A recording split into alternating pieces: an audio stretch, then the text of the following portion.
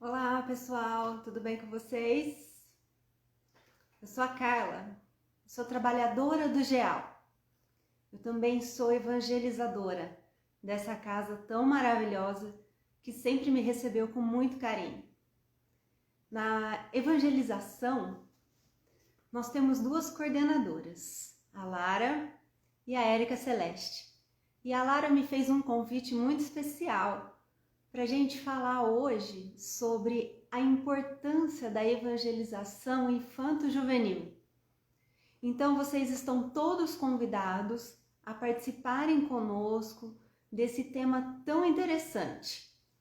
Para o pessoal que está entrando agora, fica tranquilo que eu só estou me apresentando, tá? Eu sou a Carla Canada, evangelizadora do GEAL. Sejam todos bem-vindos.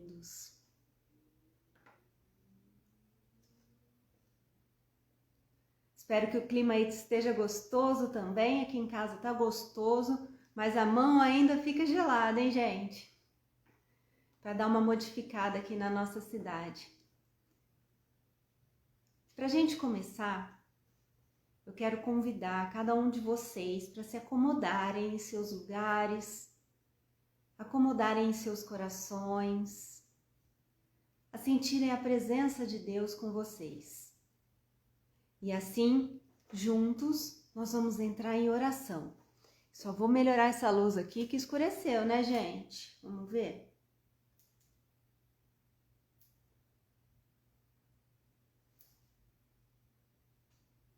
Vamos ver se assim fica bom. Então eu convido vocês para a gente fazer uma linda oração. Senhor Deus e nosso Pai, agradecemos a oportunidade de estarmos juntos novamente nesse trabalho tão maravilhoso. Agradecemos a presença da nossa família nos nossos dias, a espiritualidade amiga sempre ativa no nosso coração e na nossa intuição. Nós pedimos encarecidamente que faça com que o nosso coração se expanda para sentir ainda mais o seu amor, ainda mais as belezas da natureza que o Senhor tanto nos oferece.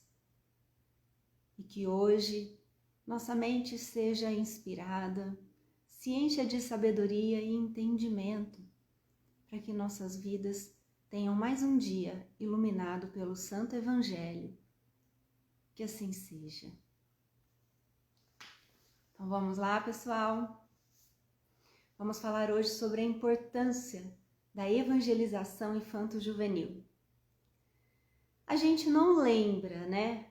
Mas quando a gente era criança, bebezinho, aprendendo a andar, devia dar um frio na barriga quando a gente saía correndo, trombava, caía, uma emoção para saber se conseguiríamos chegar até na próxima cadeira. A gente não tinha outra preocupação senão aquela de simplesmente caminhar. Muitos adultos, os nossos responsáveis, sempre estiveram perto de nós para pôr a mão na quina, para nos ajudar, nos levantar quando caímos. A gente sempre soube que estava protegido. Mais para frente, quando nós crescemos, ficamos crianças maiores, fomos brincar, muitas vezes de bola na rua ou de bicicleta. E nos metemos em trânsito, enlouquecido, sem prestarmos atenção na velocidade ou no perigo dos carros. Mas tinha alguém muito especial olhando por nós, algum responsável, nossos pais, nossos avós, e nos advertiram dos cuidados que precisávamos para atravessar a rua. Mais para frente, ficamos jovens e já não estamos mais tão perto dos nossos pais, porque a nossa aventura é com os amigos, é longe de casa, o coração fica pertinho, fica amarrado, mas a nossa aventura é passear, é conhecer lugares novos, pessoas novas. E nós temos também um conflito interno na adolescência, a inclusão na sociedade, a dificuldade hormonal, a aceitação social e um monte de outras questões. E a gente pode chegar deprimido nessa sociedade, com pensamentos suicidas ou com pensamentos de nos prejudicarmos. E muitas vezes estamos sozinhos, desacompanhados daquele responsável que livrou a gente de ser atropelado, que livrou a gente da quina da mesa.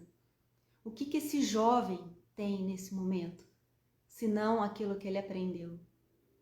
Senão aquilo que já está dentro dele, que foi lhe passado como princípios e valores.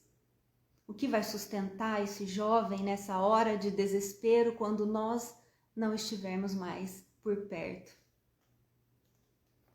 Quando a gente cresce, a gente fica feliz de estar na roda de amigos e contar alguma coisa que a gente descobriu que é muito legal e que as outras pessoas vão aproveitar. E a gente se satisfaz com isso, né? Então nós também aprendemos que nós temos que ensinar aqueles que sabem menos, assim como nós procuramos aqueles mais sabedores, os mais sábios que nós, para nos ensinarem. Os professores, aquelas pessoas na nossa religião que possam nos orientar, aqueles amigos nas atividades sociais que vão nos ensinar algum experimento novo, uma atividade nova na nossa profissão. Sempre procuramos o conhecimento com alguém que sabe um pouco mais que nós. Os cursos, as escolas. E assim nós também tentamos passar para os nossos filhos, do mesmo jeito que os nossos pais nos passaram. E ficamos felizes.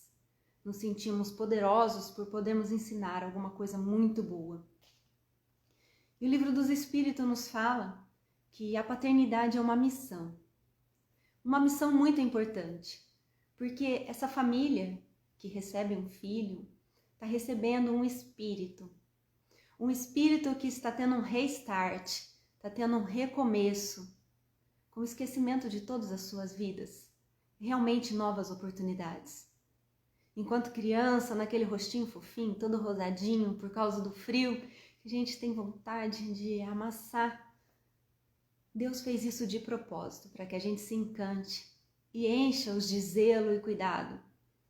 Porque se nascesse com uma personalidade arrogante, prepotente, talvez a gente não tivesse tanto cuidado assim por um bebezinho tão maduro, né?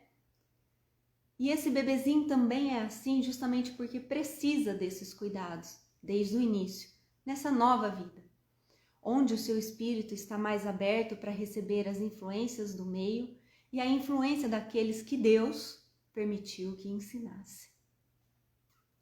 É responsabilidade dos pais, nessa missão sagrada da paternidade, da maternidade, levar os filhos para Deus.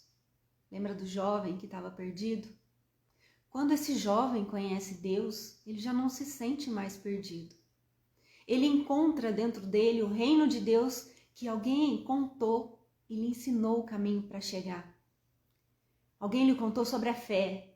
Alguém lhe contou sobre Deus e Jesus que vão lhe amparar em todos os momentos, bons e ruins.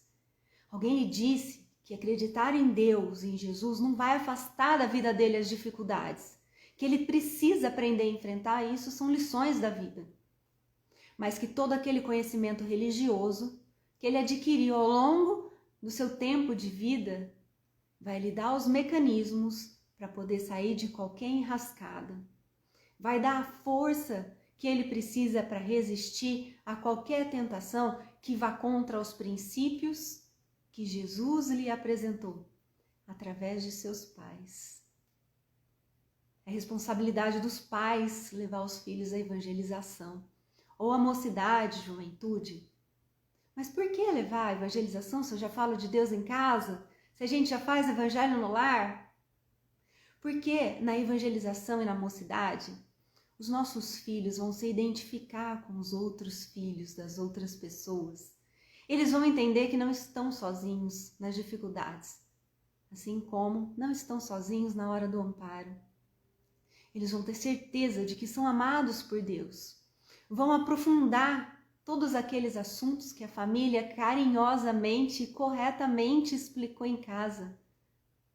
Não importa o tanto que a gente saiba sobre Deus e sobre Jesus, é nosso dever levar essa informação para os nossos filhos. É nosso dever apresentar o conforto de termos um pai tão zeloso. E na evangelização, ela leva também o espiritismo. E afinal, o que é o espiritismo? Espiritismo, filosofia, ciência e religião. Um tríplice aspecto do Espiritismo. E ele vai trazer noções de moral, de ética, também tem seu aspecto intelectual por conta da ciência, que é baseada na razão e nos fatos comprovados por Allan Kardec. O Espiritismo, ele é puramente a moral de Jesus. Quando levamos nossos filhos à evangelização infantil ou à mocidade, estamos entregando nossos filhos nas mãos daqueles que vão falar de Jesus para ele, que vão apresentar o caminho, vão confirmar que Jesus é um mapa. Se assim não fosse, ele não teria dito que ninguém vai ao Pai senão por ele, porque ele é o caminho, a verdade e a vida. Quando nós apresentamos Jesus, nós damos segurança para os nossos filhos. E se é tão bom o fato de já sentirmos Jesus no nosso coração, por que vamos privá-los desse benefício? E vocês que estão assistindo, e vocês que estudam, que fazem o Evangelho no lar, já estão buscando Jesus. Já estão procurando aproximar, afinar o relacionamento de vocês com Deus. E vocês estão certos. Então, por que dar desculpas para não levar na evangelização? Se nós já levamos, vamos agradecer essa santa oportunidade de termos encontrado um lugar tão maravilhoso que vai falar de Jesus e de Deus para os nossos filhos. Se nós ainda não levamos, vamos fazer uma reflexão. No livro A Educação entre Dois Mundos, de Cristiano, o Espírito Cristiano, psicografia de Vinícius Lara. Cristiano foi um evangelizador e ele fala que comumente nós damos duas desculpas para não realizarmos o evangelho no lar.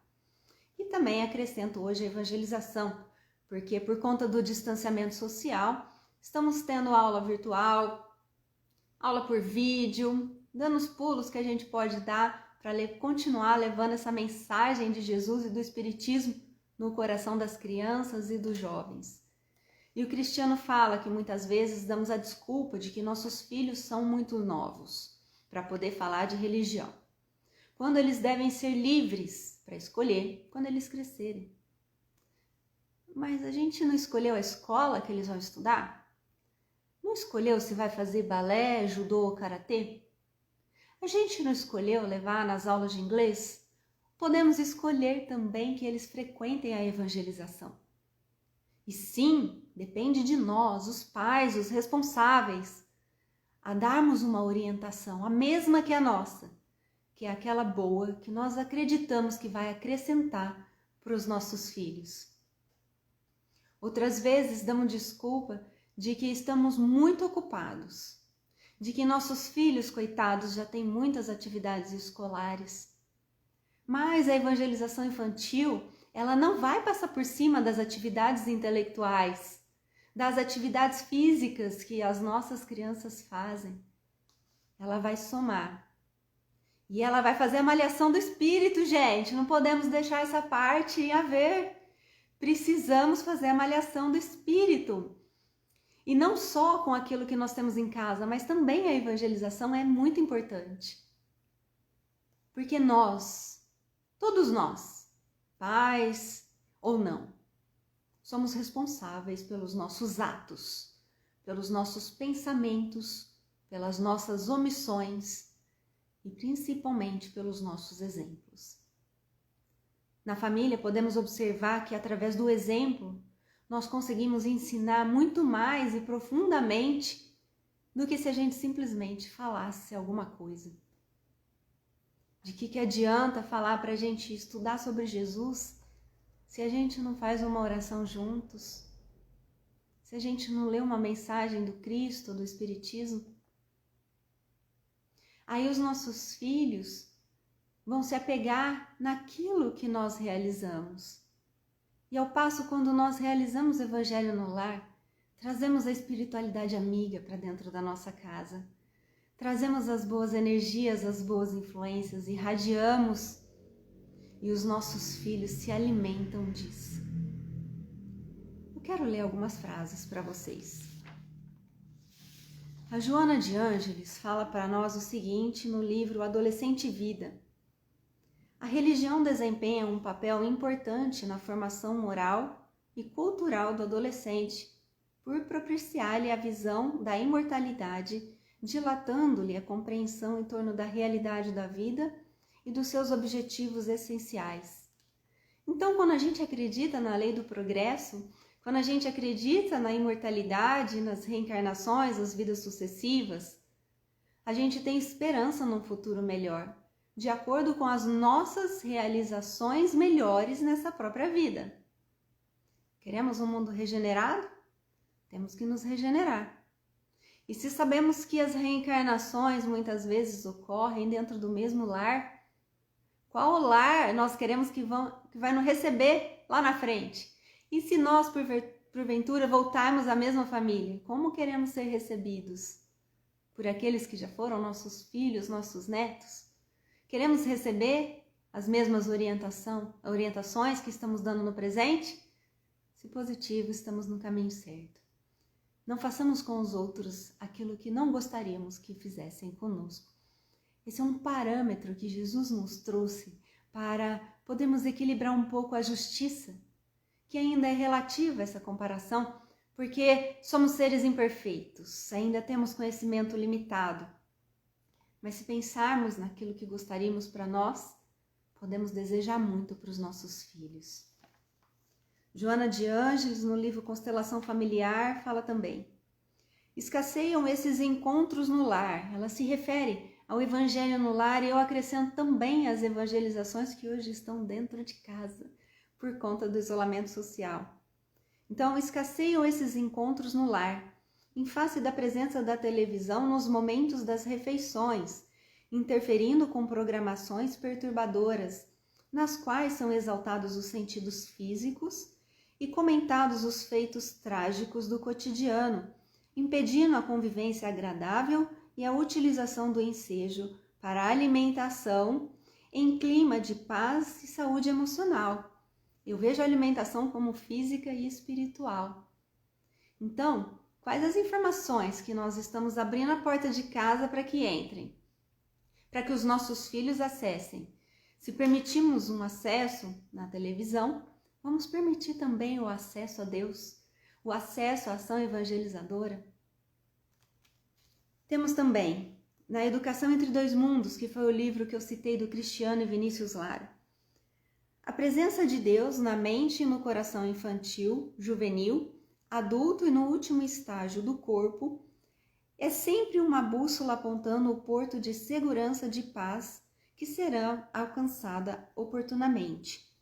Nem mesmo o indivíduo mais puro ou luminoso poderia ser reconhecido sem o contato educativo dedicado à retidão, formação do sentimento e da fé. Então, mais uma vez, reforça a importância de nós termos contato com esse tipo de informação, para nos engrandecer, para nos iluminarmos também. Iluminando as pessoas, nós também nos iluminamos. E tem um trecho também muito legal que eu quero mostrar para vocês. Pensamento e Vida, Emmanuel, onde ele compara as crianças a uma máquina fotográfica. Vejam só. As crianças confiadas na Terra ao nosso zelo são portadoras de aparelhagem neurocerebral completamente nova em sua estrutura orgânica, à afeição de câmera fotográfica devidamente habilitada a reconhecer impressões.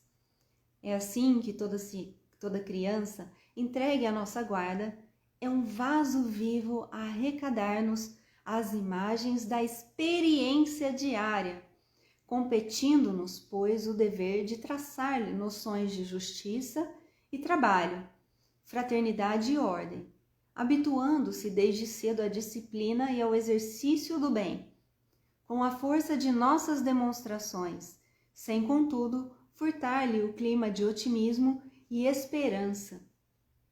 Acolhendo-a com amor, cabe-nos recordar que o coração da infância é unha preciosa a incorporar-nos os reflexos, troféu que nos retratará no grande futuro, no qual passaremos todos igualmente a viver na função de herdeiros das nossas próprias obras. Tá vendo? A gente pode cair no mesmo lugar, né? Herdeiro daquilo que a gente vai deixar de legado, a cada um conforme suas obras. E as crianças retratam e guardam tudo aquilo que a gente exemplificou. Então vamos torcer, vamos nos esforçar para passar bons exemplos e termos bons resultados, porque tudo que é semeado vai ter uma colheita algum dia. E aqui nós temos também que ele fala que nós temos que acolher e estimular as crianças. A Maíse Braga fez uma palavra falando super sobre isso, da importância do estímulo e encorajamento dos pais para dar força para conseguir, para estimular a confiança em Deus, para estimular que eles também são capazes e que não estão sozinhos. Além de nós, tem a espiritualidade amiga, Jesus, o anjo guardião e Deus, um Pai muito amoroso. Vocês conhecem a parábola que fala que Jesus acalmou a tempestade? Então tinham alguns pescadores no barco e o mar ficou muito revolto e eles ficaram com medo e lembraram que Jesus dormia no barco, então foram chamar Jesus e Jesus acalmou a tempestade. Vamos imaginar-nos, jovens, ou os nossos filhos, no barco da vida. Nas tempestades dos problemas, dos dilemas e dificuldades que os nossos filhos enfrentarão nos dias vindouros, muitas vezes não estaremos perto. Eles só vão acordar Jesus se eles conhecerem Jesus. Como vão chamar uma pessoa importante, capaz de parar a tempestade, as dificuldades da vida, se eles não a conhecem? Se eles acham que é um estranho qualquer, sem nenhuma habilidade especial de auxílio nas dificuldades. Para os nossos filhos acordarem o Cristo que reside dentro deles, eles precisam conhecer o Cristo. Conhecendo, abrirão as portas para que ele acalme as tempestades. O mar revolto faz o bom marinheiro. E se esse marinheiro sabe que ele está com Jesus no barco da vida, ele vai ter lições mais valiosas. E ele vai ter muito mais coragem para enfrentar, seja qual for o tamanho da onda. Temos também a parábola do filho pródigo, que ela é grande, não vou contar ela inteira. Vou falar só do pedacinho do filho mais novo. O pródigo, que chegou para o seu pai e disse: Pai, divide os bens, divide a fazenda. E esse pai assim o fez. Ele pegou todo o seu dinheiro e partiu para a vida. Gastou com os prazeres sensuais, gastou com os prazeres da matéria, até ser reduzido a nada o seu dinheiro. Dissipou a fazenda que o pai lhe deu. Então ele sofreu e foi trabalhar com os porcos. E passando fome, quis comer a comida dos porcos. Quando se lembrou de que os trabalhadores de seu pai eram mais bem tratados do que ele próprio fez com ele. Então ele quis voltar para casa, arrependido, pedindo perdão e guarida para sua residência, para o seu lar, no aconchego do seu pai. E o seu pai prontamente o recebeu de braços abertos, com muito amor e carinho, ainda comemorou, porque o filho estava perdido e foi encontrado, porque o filho estava morto e foi ressuscitado. Por que esse filho voltou para casa? Somos todos filhos pródigos voltando para casa. Voltamos para casa quando conhecemos essa casa. Voltamos para o nosso pai porque sabemos que temos um pai. Pedimos ajuda para esse pai porque o conhecemos. Sabemos da sua capacidade de amparo e de nos acolher em qualquer que seja a circunstância. E se nós sabemos disso, porque sabemos que estamos aqui hoje e já vimos tantas outras palestras e estudos, nós voltamos para casa sempre que precisamos de ajuda. Nós sempre chamamos pelo nosso Pai e nosso irmão Jesus. Vinde a mim, vós que estáis cansados e sobrecarregados, que eu vos aliviarei. Nossos filhos voltarão para casa se eles conhecerem o Pai. Se eles conhecerem que o reino de Deus habita dentro deles e ninguém vai tirar isso deles. Não importa o grupo de amigos, não importa o lugar e nem a dificuldade. Quando nós levamos Deus, Jesus e esse legado do Evangelho vivo nas nossas vidas, nós estamos levando algo imorredouro, algo imortal para a vida dos nossos filhos que ninguém vai tirar. Os espíritos disseram para Kardec: rasguem os livros, mas não vão calar os espíritos. Eu digo para vocês, rasguem os livros, mas não vão conseguir apagar o que nós projetamos no coração dos nossos filhos e dos nossos evangelizandos. Todos precisamos do nosso Pai.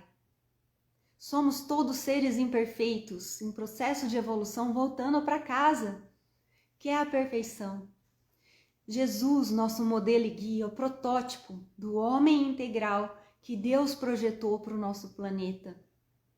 Vamos privar o nosso filho de conhecer isso? Vamos mostrar para ele, vamos mostrar que nós acreditamos nisso e que nós também seguimos todos esses princípios que Jesus nos ensinou. Deixai vir a minhas criancinhas e não as impeçais, pois o reino dos céus é para aqueles que delas se assemelham. Não as impeçais. É nosso dever de pai. É a nossa missão levar os nossos filhos para Deus. Se há uma missão, quando voltarmos para o plano espiritual, seremos interrogados. O que fizemos dos cuidados que Deus nos dedicou, apresentando aqueles filhos para nós, né, naquela existência? Qual resposta vamos dar?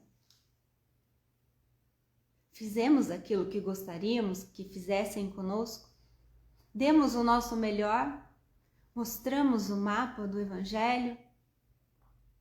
Apresentamos para o nosso Pai? Na verdade, o nosso Pai já está no nosso coração desde sempre, porque está impresso na nossa consciência.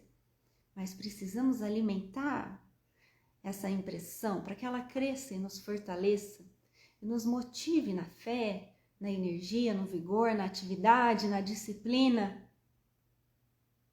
Só temos benefícios em nos aproximarmos dessa divindade maravilhosa. Só temos benefício em participarmos das palestras, dos estudos, da evangelização, também da mocidade. Meu convite para vocês de hoje é refletirem sobre isso. Assim como Santo Agostinho falou na questão 119A, para a gente fazer uma reflexão da própria vida. Nos questionamos se podíamos acertar mais, aquilo que erramos onde podemos modificar, se temos algo a nos dizer. E lembramos do conhece-te a ti mesmo. Conhecendo-nos, estamos aprimorando as nossas obras e ensinando os nossos filhos a se conhecerem. E então, conforme também o Livro dos Espíritos, todas nossas mazelas podem ser domadas.